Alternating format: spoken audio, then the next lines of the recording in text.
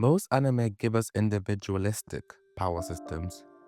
You train, you awaken, you evolve. Your power reflects only you.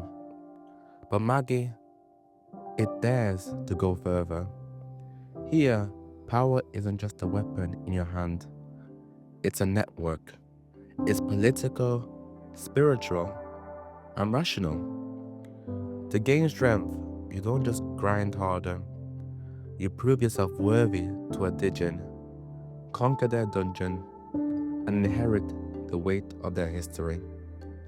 And the moment you do, your strength is no longer just your own. It flows outward, touching your allies, your household, and even your kingdom. That's what makes Magi one of the most underrated yet most sophisticated power systems in all of anime. So let's break this down. At the center of everything is Magoi, pure life energy like chakra, nen. In the first world, magicians drew directly from what we call God's flow, channeling it through divine artifacts called God staves. But that era was destroyed, and now Magi runs through humans like blood, and if you exhaust it, you are finished. Power in Magi is always finite, always costing something. So here's how you gain power. You must conquer a dungeon, one of the 72 labyrinths seeded across the world, each tied to a djinn.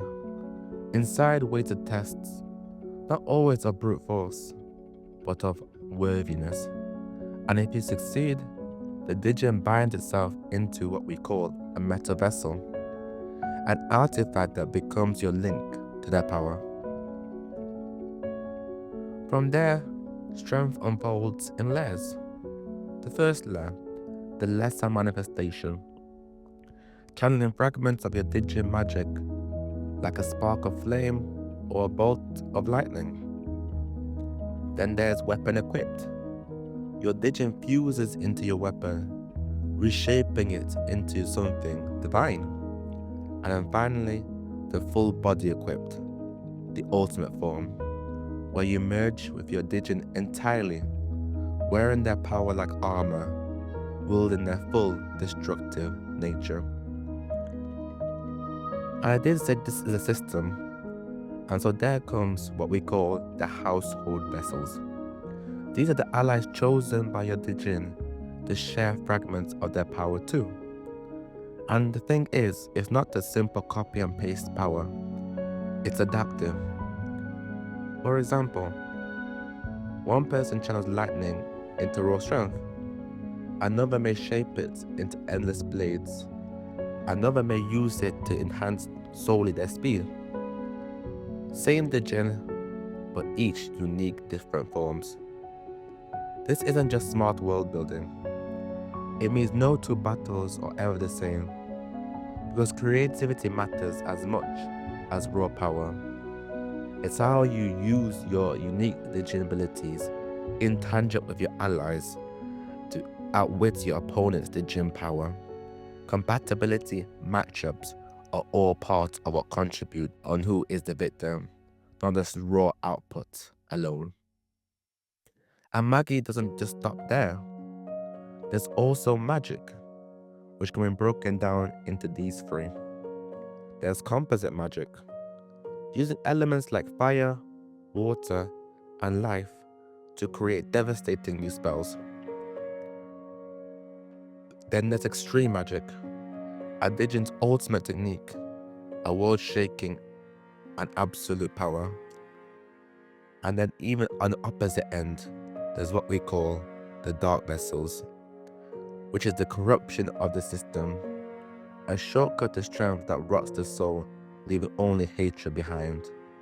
One must be always careful not to fall into a dark vessel, as the cost is very dear. Short-term power, eternal consequences.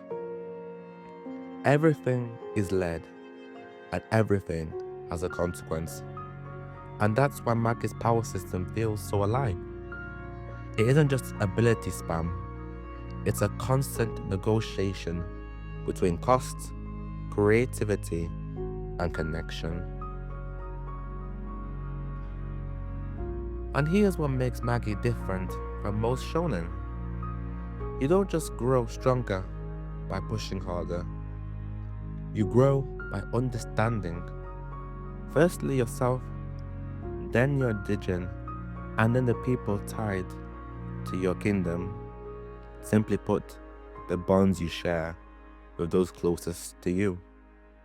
Take the man himself, the first class singularity, King Simbal. On paper, he's the strongest man alive, a conqueror of 7 dungeons, with a more djinn than anyone else. What really sets him apart isn't just power, it's his charisma, his ability to unify others, and his vision of a kingdom worth following. Magi shows us the truth. Strength without balance leads to ruin, and dark vessels prove it. Power gained through sacrifice will always leave you a hollow husk, consumed by rage and sadness. The real truth of the power system is this: power is never just about the wheel. It's about how they use it, how they balance it, and how they share it. And here's what I really want to highlight. In most anime, the hero's power is theirs alone. But in Magi, even the strongest king is nothing without those around him. Every household vessel, every Magi, every ally contributes, reshaping a king's strength into something greater than any single warrior could achieve alone. And isn't that life too? We love the myth of the lone genius, the lone grinder, the self-made hero. But strength in the real world works like Magi. Your growth comes not from just what you can do alone, but from the people you trust, the teachers who sharpen you, the friends who carry you when you are weak, and the bonds that remind you why you fight at all. Magi's power system isn't just about clever mechanics. It's a philosophy that strength multiplies when it's shared instead of all hoarded in one individual.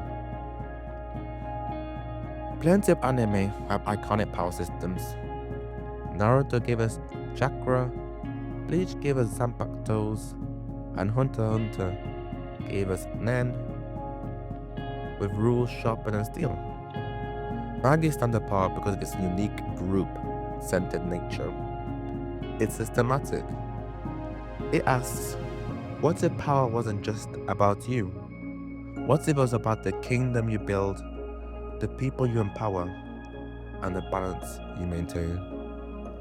That's why, even years later, fans still debate Magi's power system as one of the best in anime. Because it isn't just about fireballs or swords, it's about meaning. It's about the reminder that strength without purpose crumbles, but strength built on trust can change the world. Thank you for watching. This has been Blessed Visions, where we break down anime into lessons that make you think, feel, and that help you grow. If you had to choose, would you wield your own absolute power or share in something greater, even if it meant giving up some control? Drop your answer in the comments. I'll be reading all of them. Like, comment, and subscribe. I want more breakdowns of anime power systems, such as Hunter x Hunter, JoJo's. Let me know also. I won't be ever doing all the comprehensive breakdowns. I feel like that's for somebody else. But if you do like fun breakdowns of the systems, stick around. And until next time, stay blessed.